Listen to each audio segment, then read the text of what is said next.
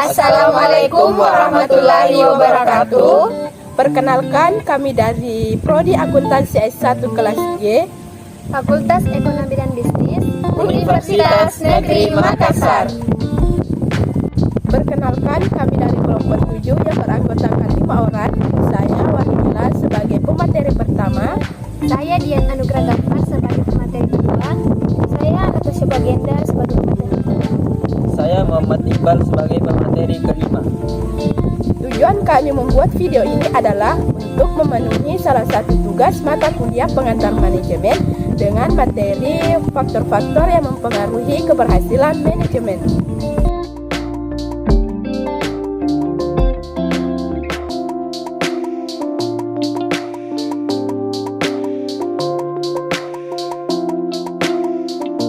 Pengertian faktor manajemen.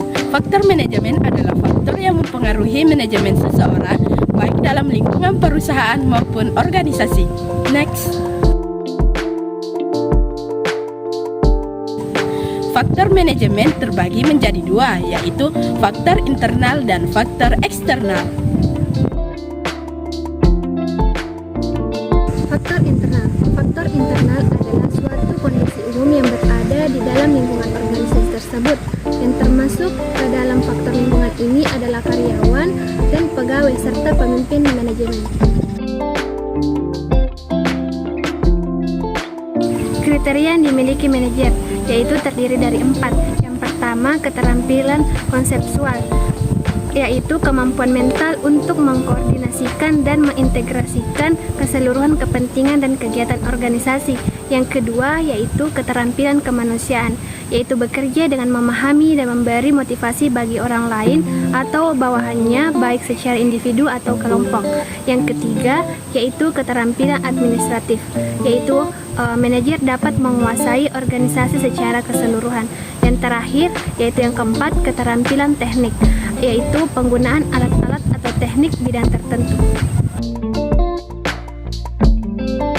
Faktor eksternal. Faktor eksternal adalah segala sesuatu yang di luar batasan dari organisasi itu sendiri yang mungkin mempengaruhinya. Faktor eksternal. Faktor eksternal sendiri terbagi menjadi dua. Yang pertama, faktor eksternal makro, dan yang kedua, faktor eksternal mikro.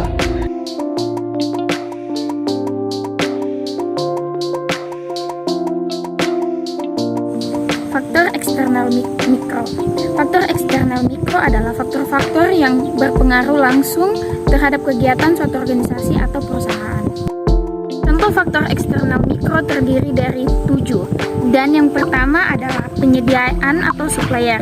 Yang kedua, langganan atau customer. Yang ketiga, pemilik atau pemegang saham. Yang keempat, pesaing atau kompetitor. Yang kelima, serikat buruh atau pekerja. Yang keenam, masyarakat keuangan atau lembaga keuangan. Dan yang terakhir adalah pemerintah. Penyedia atau supplier. Setiap organisasi sangat tergantung dari sumber untuk memenuhi kebutuhan bahan baku dan bahan pembantu, energi, dan peralatan yang digunakan untuk proses produksi. Yang kedua, langganan atau customer. Langganan perusahaan dapat berupa lembaga seperti sekolah, kantor pemerintah, atau langganan perseorangan dalam situasi persaingan yang ketat. Melalui kepuasan keinginan pelanggan, perusahaan dapat menjaga kelangsungan hidup, berkembang, dan mendapatkan keuntungan. Yang ketiga, pemilik atau pemegang saham. Yang keempat, pesaing atau kompetitor. Dengan pemahaman akan lingkungan pesaing yang dihadapi, organisasi dapat mengetahui posisi pesaingnya sehingga mampu untuk mengoptimalkan operasi dengan baik. Yang kelima, yaitu serikat buruh atau pekerja. Organisasi ini memerlukan pekerja atau orang yang bekerja di dalamnya, dan tentunya serikat buruh atau pekerja tersebut akan lebih baik jika mempunyai kelebihan seperti keterampilan dan kemampuan yang berpengalaman demi tercapainya tujuan dari organisasi tersebut.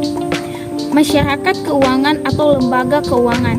Suatu organisasi tergantung pada bermacam-macam lembaga keuangan yang intinya akan digunakan sebagai tempat materi seperti bank, perusahaan asuransi, termasuk pasar modal untuk menjaga dan memperluas kegiatan.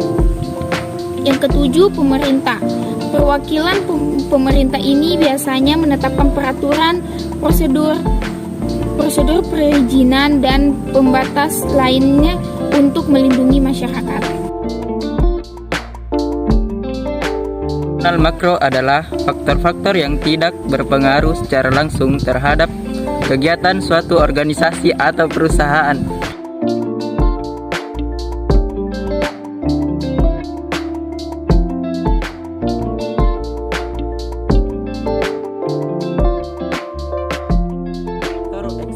Eksternal makro yaitu yang pertama, perkembangan teknologi.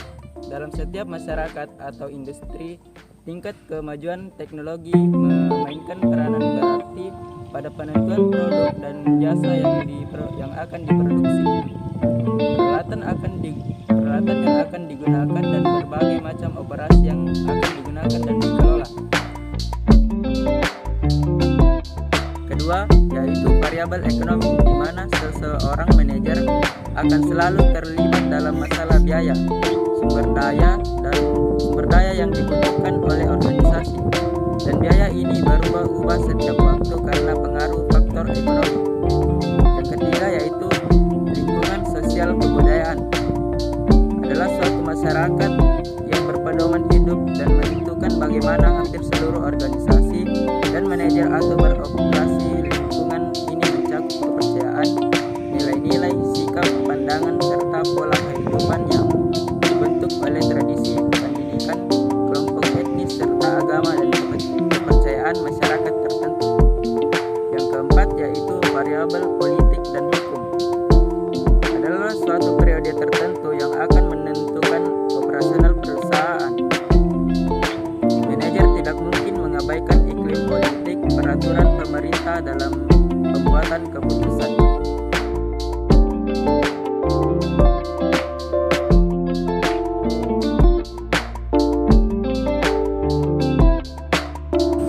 Baik, itulah tadi penjelasan mengenai faktor-faktor yang mempengaruhi keberhasilan manajemen. Terima kasih karena telah meluangkan waktunya untuk menonton video kami. Wassalamualaikum warahmatullahi wabarakatuh. Thank you for watching.